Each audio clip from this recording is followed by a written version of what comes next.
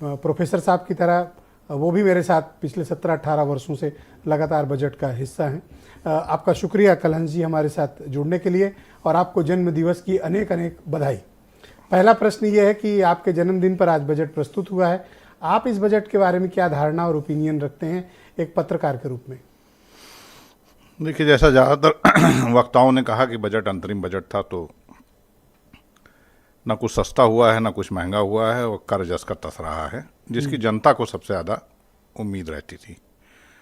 कुछ एक बिंदुओं पर निराशा जताई, अभी संजय गुप्ता जी भी थे ई कॉमर्स के सिलसिले में लेके, लेकिन शायद उन्होंने ही सबसे पहले कहा कि अंतरिम बजट है, तो अंतरिम बजट में टैक्स दरों में कोई बदलाव होना नहीं था, और इनको शायद उम्मीद थी कि ई कॉमर्स कंपनीज पर कुछ टैक्स इस तरह से लगाए जाएंगे कि खुदरा व्यापारियों को होने वाला नुकसान कम हो। तो खैर, उसकी कम से कम मुझे उम्मीद नहीं थी। तो एक तो ये है कि अंतरिम बजट में जनता को एज सच सीधा, जिसे प्रत्यक्ष लाभ कहते हैं, वो नहीं है। कुछ एक घोषणाएं जरूर हैं। हाँ, एक महत्वपूर्ण बात है जो आपने कही, शुरुआत संजय गुप्ता ने कही, यह आत्मविश्वास जो है उसके साथ पेश किया गया बजट है। हम लोग 2019 के बजट में भी चर्चा कर रहे थे, वो बजट भी इंटरिम बजट था जी। उस बजट के भाषण का लेंथ अब के भाषण के लेंथ से 2 गुना था। उस बजट में करों से लेकर उन सारी चीज़ों पर वादे किए गए थे जुलाई के लिए, यानी कि तब आत्मविश्वास उस कदर नहीं दिखा था। इस बार आत्मविश्वास इतना है कि जो करना होगा वो जुलाई में किया जाएगा, या आगे आने वाले बजट को यदि पेश करते हैं तो किया जाएगा। अब बात रही इस बार के बजट में कुछ अच्छी बातें हैं। अच्छी बातें उनमें से कुछ का जिक्र किया प्रोफेसर मनोज अग्रवाल ने, खास तौर पर घरों के संदर्भ में जो बात कही गई है कि मिडिल क्लास के लिए एक हाउसिंग स्कीम लाएगी।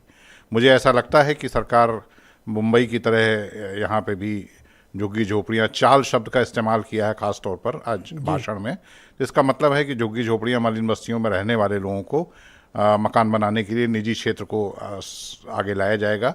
जिस तरह मुंबई में धारावी में एक बड़ी योजना चल भी रही है जो अडानी बना रहे हैं मकान, तो मुझे लगता है कि देश के कई ऐसे बड़े शहरों में इस तरह के मकान बनने शुरू होंगे।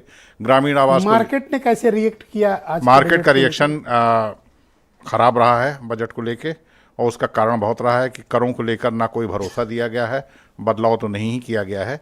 इसके चलते मार्केट का रिएक्शन आज ठीक नहीं रहा है। पीएसईबी, पब्लिक सेक्टर एंटरप्राइजेस के शेयर जरूर कुछ रैली कर रहे थे। उसका एक कारण है कि सरकार ने जो पैसा बाजार से उठाने की बात कही है, प्रतिभूतियों के बिक्री के द्वारा या डिसइन्वेस्टमेंट के द्वारा कुछ और शेयर कंपनियों की। आप मुझे बताइए कि ये जो सोलार क्रांति की बात सरकार कर रही है कि देखिए, इसमें बहुत अगर मगर है जी।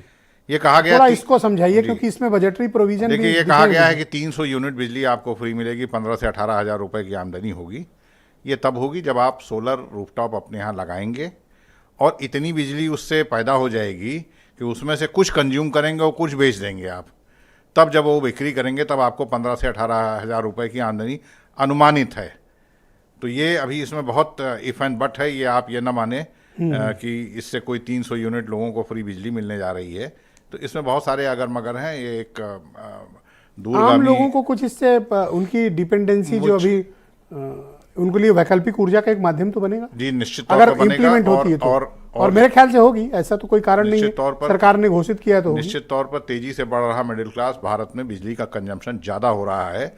ईयर बाई ईयर अगर आप कंजम्पशन को देखें तो भारत इस समय विश्व में उच्चतम स्तर पे है रेशियो के हिसाब से अगर आप देखें, क्योंकि लोगों के यहाँ गजट बढ़ रहे हैं, इलेक्ट्रिक इक्विपमेंट बढ़ रहे हैं, लोगों की बिजली का कंजम्पशन बढ़ रहा है। तो इस तरह, लेकिन इस योजना का फौरी तौर पर अगर आप देखें कि किसी को 300 यूनिट बिजली फ्री मिलने लगी, तो अभी नहीं है। ये एक दूरगामी परियोजना है, एक लंबे चलने वाली परियोजना है, जिससे आने वाले कुछ एक वर्षों का, और सीधी सी बात है जी। अच्छा, आप लोग बड़े टेक्निकल लोग हैं, मैं एक आम जनता के हिसाब से एक सवाल करना चाहता हूँ। इस बजट से कौन लोगों को खुशी हुई, कौन लोग निराश हुए, और कौन ये मानते हैं कुछ मिले ही नहीं?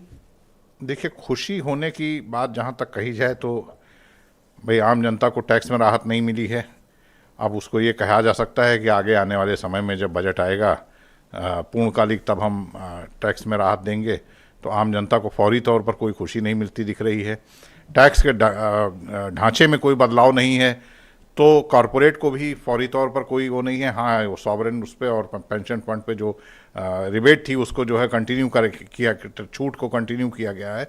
तो आंशिक खुशी आप कह सकते हैं कि उद्यमियों को हो सकती है, लेकिन आम जनता को अभी अच्छा, इतना पैसा जा रहा है पोर्ट पे, रेलवेज पे, हाईवे पे, इंफ्रास्ट्रक्चर पे, तो ये पैसे तो पंप हो रहे हैं ना इकोनॉमी निश्चित में। तौर पर पैसे इकोनॉमी में पंप हो रहे हैं।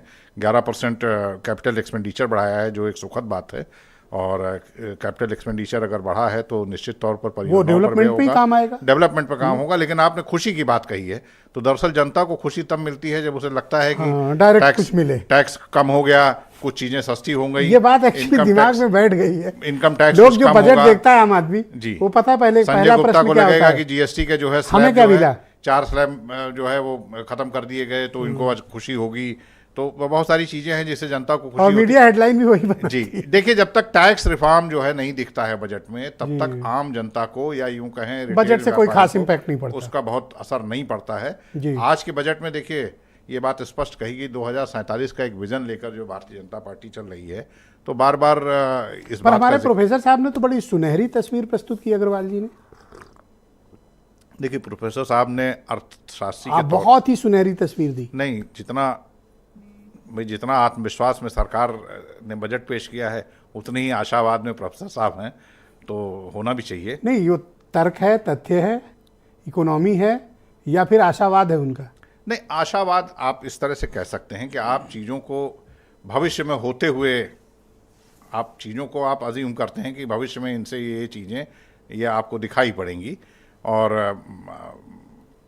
आपका प्रश्न जो है वो वर्तमान को लेकर ज़्यादा है। ऑलराइट, शुक्रिया, आप मेरे साथ बने रहिएगा। डिबेट के अगले राउंड में आप